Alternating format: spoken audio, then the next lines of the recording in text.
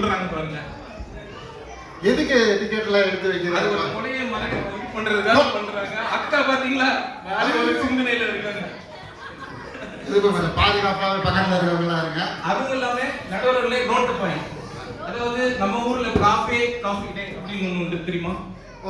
அது வந்து owner hedge, அவருக்கு வந்து 7000 கோடி கடன். அவர் என்ன பண்ணாருன்னா தூக்கு போட்டு செத்து போயிட்டாரு. அப்புறம் அந்த காஃபி டே எடுத்து நடத்தினது யாருன்னு பாத்தீங்கன்னா மாளவிகா ஹெட்ஜ். இப்போ அந்த கடனெல்லாம் அடைச்சி காஃபி டே சூப்பரா போயிட்டு இருக்கு. நடுவர்களே யார் பண்ணாங்க? அதுவும் இல்லாம நீங்க பாத்தீங்கன்னா சொல்றாங்க எங்க பெண்கள் வந்து பர்சன்டேஜ் கம்மியா இருக்காங்க எம்பில எல்லாத்தையும். ஆமா அப்படிதான் இருப்பாங்க. ஏன்னா இங்க விடுறீங்க, அதுக்குள்ள மெட்டாலிட்டி லீவ் கூட விட்டு அனுப்பிச்சு விட்டுறீங்க. அவங்க எடுத்துக்கிட்டே